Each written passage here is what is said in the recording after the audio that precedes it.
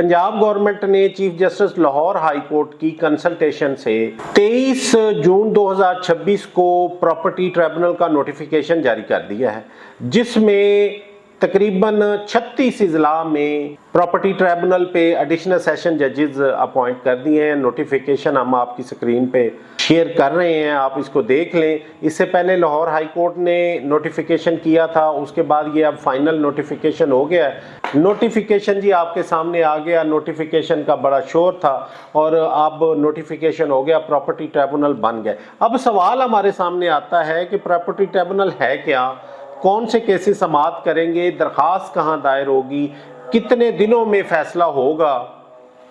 तो property tribunal का notification तो हो गया। अब सवाल ये है प्रॉपर्टी ट्रिब्यूनल बैठेंगे कहाँ, कौन से केसेस की समाअत करेंगे, दरखास्त कहाँ दायर होगी और कितने दिनों में फैसला हो गया। क्या सिविल कोर्ट के केसेस भी अब ट्रिब्यूनल चले जाएंगे, अपील कहाँ दायर होगी, आम शहरी को इस कानून से क्या फ़ायदा होगा। आज की वीडियो में हम दोबारा से, क्योंकि ये जब 2025 में ये एक्ट आया था, ऑर्डिनेंस आया था और उसमें फर्दर अमेंडमेंट आई थी, फिर लिटिगेशन लाहौर हाई कोर्ट में चली थी, तो उस वक्त सारा तरीकाकार हमने वजह किया था। लेकिन अब क्योंकि नोटिफिकेशन का सिलसिला कंप्लीट हो गया है, तो अपने व्यूवर्स के लिए, उनकी आसानी के लिए हम दोबारा से इसको रिवाइज कर देते हैं, ताकि आपको समझ आ जाए कि अगर आपका केस प्रॉपर्टी ट्रिब्यूनल में आप दायर करना चाहते हैं तो आपको तरीकाकार की भी समझ आ जाए।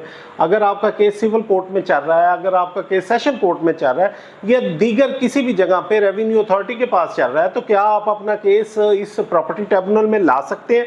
वीडियो बड़ी अहम होने वाली है, आप वीडियो कंप्लीट देखें। नोटिफिकेशन का हवाला आपने आपको शुरू में दे दिया, अब इसका प्रोसीजर हम आपको बताने वाले हैं। ट्रिब्यूनल एक नाजायज़ कब्जे के केसेस सुनेगा। अगर किसी ने किसी के घर पे ज़बरदस्ती या ज़मीन पे, प्लाट पे, दुकान पे कब्जा कर लिया है, तो ये ट्रिब्यूनल की जुरिस्डिक्शन में आएगी। किसी का इलीगली कब्जा किसी तरीके से किसी ने छीना है, तो वो ट्रिब्यूनल की जुरिस्डिक्शन में आएगा और इस कानून के मुताबिक नाजायज़ काबज़ को, जालसाज को, फ्रॉड करने वाले को सज़ा होगी और कानून के मुताबिक 5 से 10 साल तक सज़ा होगी। अब सवाल ये पैदा होता है कि दरख्वास्त कहाँ दायर होनी है। मुतासरा शख्स ने ट्रिब्यूनल के पास दरख्वास्त देनी है, ट्रिब्यूनल उसको ट्रांसफ़र कर देगा to the scrutiny committee. Scrutiny committee 30 days में उस पर कार्रवाई करेगी। कार्रवाई करने के बाद वो दोबारा ट्रिब्यूनल को भेज देगी, ट्रिब्यूनल उस पर डिसीजन कर देगा। बड़ा सादा और सिंपल तरीकाकार है। इसमें आपने सिर्फ ये पता करना है कि आपका ट्रिब्यूनल किधर बना हुआ है। वो जज का नाम इस नोटिफिकेशन से आपने वेरीफाई करना है। एडिशनल सेशन जजेस हैं जो ट्रिब्यूनल के जज हैं, उनके पास आपने दरख्वास्त देनी है। आपका कब्जा छिन गया, आपकी मलकियत आपके पास है, आपके पास सबूत मलकियत है, आप डायरेक्ट मालिक हैं या आपकी इनहेरिटेंस के ज़रिए उस प्रॉपर्टी में मलकियत साबित हो रही है, तो किसी तरीके से भी आपका कब्जा छिन गया, आपने सिंपल दरख्वास्त ट्रिब्यूनल में देनी है। ट्रिब्यूनल ने फ़ौरन से उस केस को फॉरवर्ड कर देना है टू द स्क्रूटनी कमेटीज। अब जो कमेटियों में deputy commissioner, DPO, assistant commissioner, district collector और दीगर लोग इसमें शामिल होंगे, वो इस पे इंक्वायरी करेंगे, दोनों पार्टीज को बुलाएंगे, सुनेंगे। इनके पास, कमेटियों के पास काफ़ी हद तक डिस्क्रिशनरी पावर्स हैं, उनके पास इख्तियार है।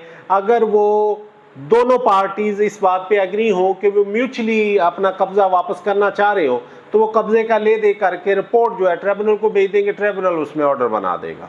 अगर इंटरिम रिलीफ कोई किसी किस्म का आपको खतरा हो कि इसमें एक चीज़ बड़ी अहम है कि जितने भी केसेस हैं, जितने भी क्रिमिनल केसेस हैं, उसमें हर उस बंदे को अपना केस साबित करना पड़ता है जो इल्ज़ाम लगाता है। लेकिन इस केस में जिस पे इल्ज़ाम लगेगा वो साबित करेगा कि मैंने कब्जा नहीं किया, मेरे पास सफिशिएंट डॉक्यूमेंट्री एविडेंस है।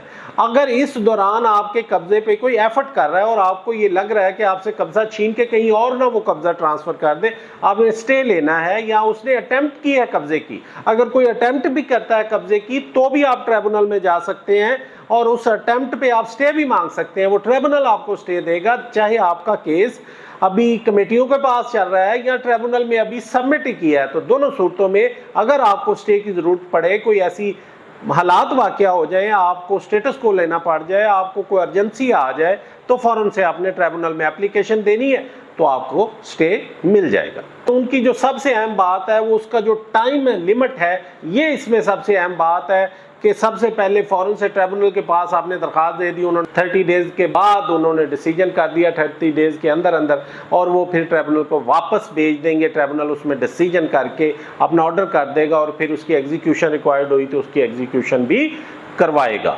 अगर आपको ट्रिब्यूनल के ऑर्डर से अग्रीव्ड होते हैं तो आपने हाई कोर्ट में अपील कर देनी है। हाई कोर्ट में आपने 30 डेज के अंदर अंदर अपील कर देनी है। अपील भी आपकी विद इन टाइम सुनी जाएगी। इसमें जो सबसे अहम बात है वो ये करने वाली है कि अगर आपका केस सिविल कोर्ट में चल रहा है तो आप चाह रहे हैं कि अब आपका केस ट्रिब्यूनल सुने, तो आपने जो एप्लीकेशन है वो उसी कोर्ट में, जिस कोर्ट में वो केस चल रहा है, उसको आपने गुजारनी है कि आपके केस को ट्रांसमिट कर दिया जाए सेशन जज को, और वो सेशन जज आगे फर्दर ट्रांसमिट कर देगा to the tribunal. This is the simple way. लेकिन इसके अलावा अगर आपका केस किसी और कोर्ट में चल रहा है, वो उस डिस्ट्रिक्ट कोर्ट से उसकी जुरिस्डिक्शन बाहर है या रेवेन्यू अथॉरिटी में, आप सिंपली विद परमिशन आप वो अपनी एप्लीकेशन वापस ले सकते हैं, subject to the cost of limitation. Council से राय लेने के बाद अपना केस वापस लेके आप ट्रिब्यूनल को अप्रोच कर सकते हैं। ट्रिब्यूनल इस वक्त स्पीडी और अफेक्टिव फोरम इस वक्त मौजूद है जिसमें सारे नोटिफिकेशन हो गए, और इसमें उम्मीद है कि जल्द अज जल्द जिनके कब्जे छिन गए हैं उनको कब्जे मिल जाएंगे। जिनकी कोई सुनवाई नहीं होती ट्रिब्यूनल में, उनकी सुनवाई होगी, और यहाँ पे जल्द और सस्ता और स्पीडी इंसाफ मिलने की हम तवक्को करते हैं। अगर आपको ये वीडियो हमारी पसंद आई हो, आपने वीडियो के नीचे कमेंट करने हैं और आपने इस वीडियो को शेयर भी करना है। Thank you very much. अल्लाह हाफिज़।